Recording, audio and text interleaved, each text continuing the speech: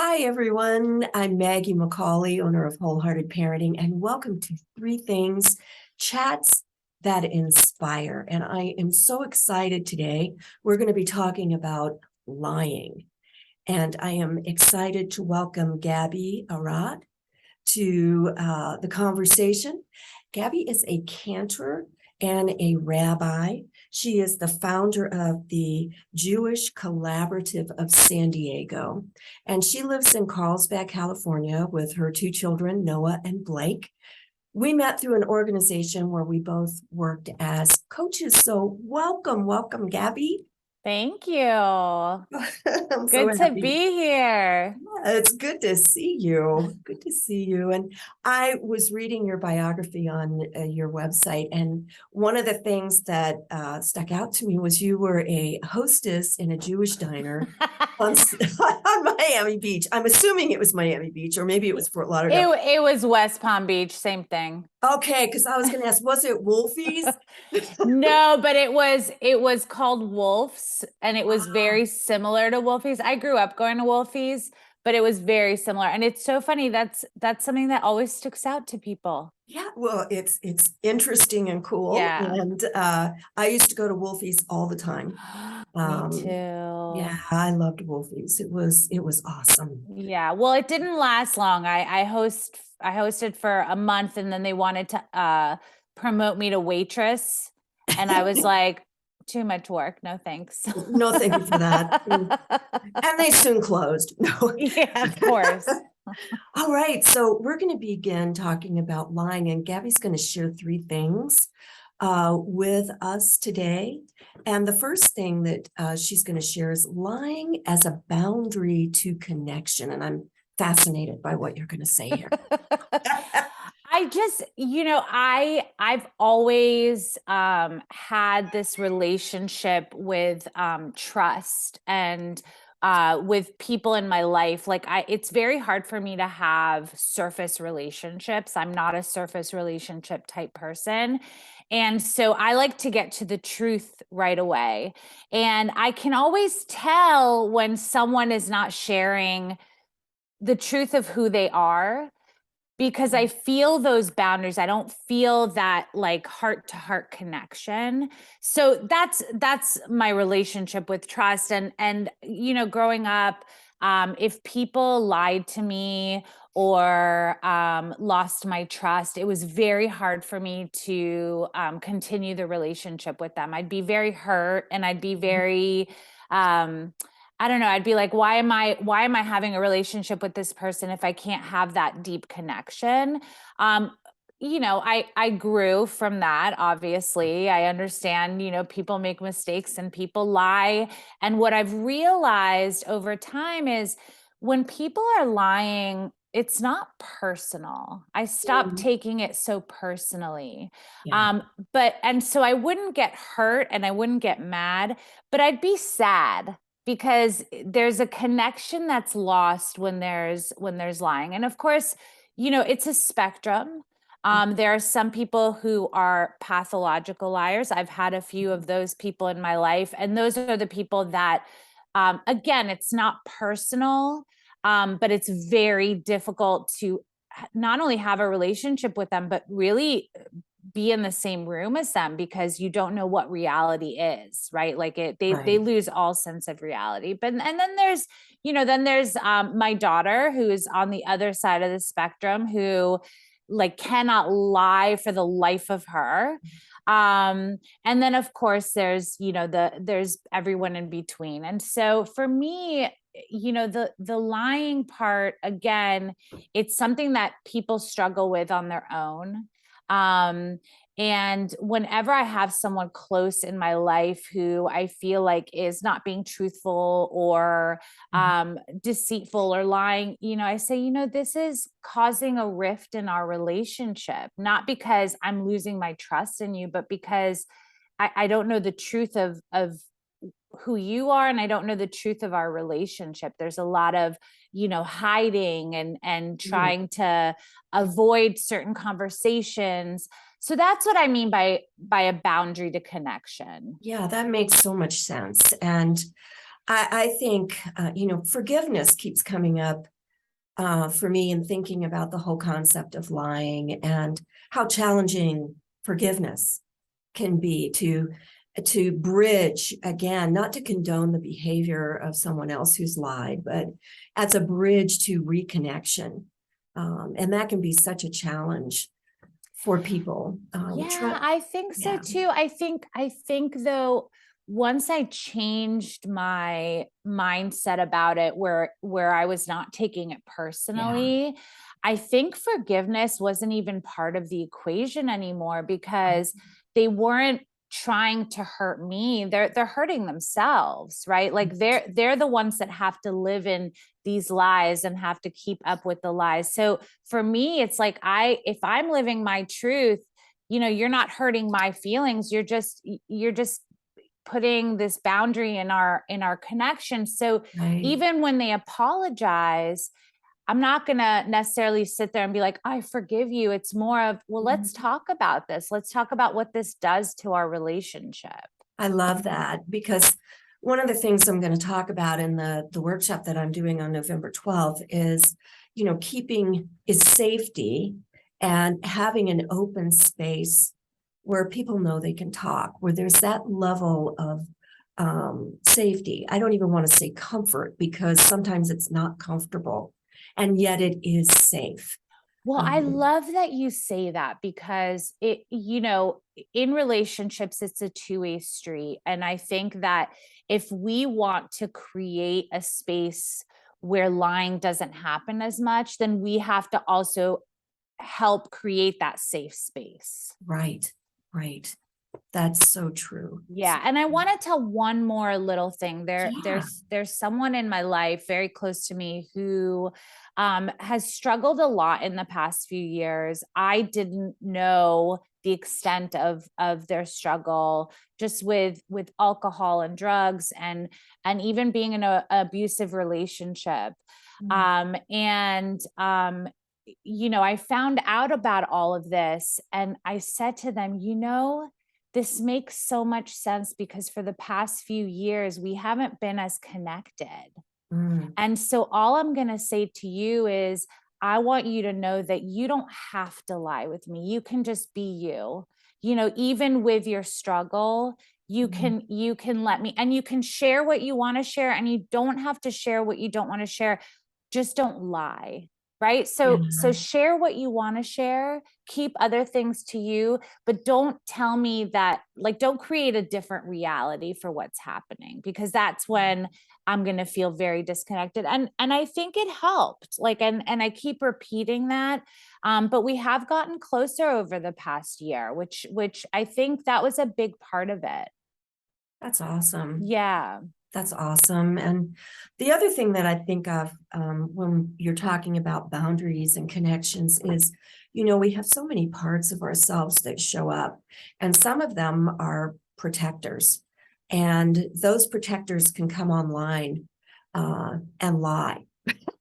Totally. And they're just a part of us, and if we view it as that's a part of us and it's there for some purpose, it's protecting us, protecting a wounded part of ourselves, then we can kind of take the charge off of lying I and see love that. as more humanistic. Yeah. Yes. Oh, I Awesome. love that. I love that. Shall we go to number 2? Sure. All right. Lying in parenting. Mom does not look too happy there. Oh, I love this picture. Who's lying? Who's lying? Yeah, which one of them? Maybe all But three. right, it goes both ways. I think for me, even before parenting, I've always worked with kids, as you have. And so I know that lying is a part of growing up, right? You're testing the boundaries, and also you're trying to as you get older, become more and more independent. And so again, right, we talked about creating that safe space that goes in parenting too. And for me, it's like I've always allowed my kids to push the boundaries so that they don't have to lie to me about pushing the boundaries, right? Like I want to be there when they're pushing the boundaries. I want to be in it. I want to know what's happening. I want us to be able to talk about it. But I do know that, even in an early age, like when kids get in trouble, who wants to get in trouble? Nobody. Nobody wants to get in trouble. So talk about that protector. It starts very early where they lie because they're protecting themselves from getting in trouble. Exactly. So that ties into the whole, I guess, I'll just say way in which we parent. Are we creating that safe space? Or are kids afraid they're going to get punished for what they say, what they do, what they're involved in? Exactly. Or do they have that safe space to land where they can say, hey, this is going on with me and this is how I feel about it. So creating that openness, which exactly. And that's a true nest, there's For also sure. And bird look, analogy. But I have 2 kids, right? And I think most of us know you cannot raise your kids in the same way. You can create that same open space for all your kids, but each of my kids were different. And so I had that open space. My older one, as I said, never, wanted to lie, always wants to be, because she wants my help in dealing with the emotions that come with everything. So she's got to tell me what's going on. My younger one, when he was younger, I would say like maybe 3 years ago, he was lying. And again, I didn't take it personally. I knew that there were reasons that he was lying. And so I started having conversations with him similarly to number one about, well, what does it do for you when you're lying? Like, how does it feel? Does it feel good? Does it feel bad? Does it feel like you have to hide? Like, what does that feel like? And he always said, it doesn't feel good. It doesn't. It doesn't. And I said, well, then you don't have to do that with me. I don't want you to feel, I'd rather you tell the truth and we'll just deal with it. And we'll come up with solutions together and we'll figure it out together. I'd rather have the connection with you than you lie to me to avoid getting in trouble. Yeah, that's brilliant. That's brilliant. And this ties into making mistakes and, how parents model making their own mistakes. And are they self-accepting around those mistakes? I mean, if kids see their parents beating themselves up, being intensely self-critical with themselves for making a mistake, they're going to learn that mistakes are bad, something to avoid, something you get in trouble for. And all the energy we spend around hiding our mistakes and covering them up in some way or avoiding them where we don't take healthy risks and grow. Love that. Yeah. And right. Like thinking that we have to create this facade of a parent to show our kid, this is who I am as a parent, but this is who I actually am as a person. And if you could just bring those closer together and as our kids get older, we reveal more and more of ourselves to them. Right. But I think of course, there's parents lie to their kids all the time. I see it all the time. And that'll take us to the third one. Like, when is it okay to fib a little bit? And when should you share that truth? Well, let's move right there. Let's go there. White lies. There's so many kind of lies. White lies.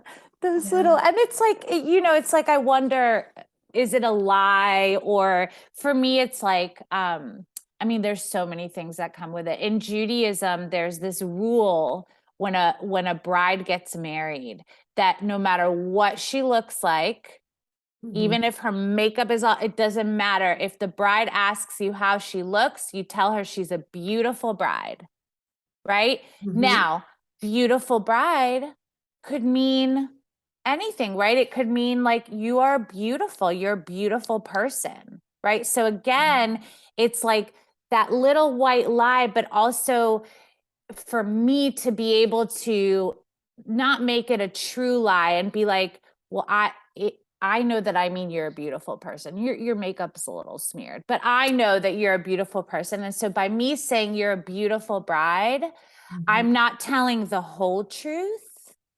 but I do believe in what I'm saying, right? So that's one white lie. The other thing, again, like with the parenting, you know, there were things that my kids tried, throughout, like dance, and throughout. We are not a very coordinated physically family. We're more athletes, so we're coordinated in that way, but dancing, not really our thing. So, I when my kids were trying out different things, I would always tell them they're doing great. That looks awesome.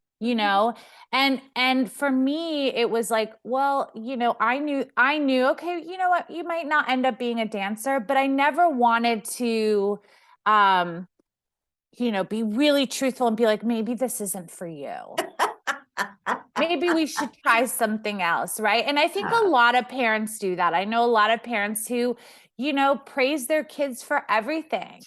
right. And there are people who have issues with that. They hate the participation award, but I love it. I think the more confidence we can give our kids, they'll figure it out as they go along. They never look back and say, "Hey mom, you told me I was a good dancer and now I realized I'm not a good dancer."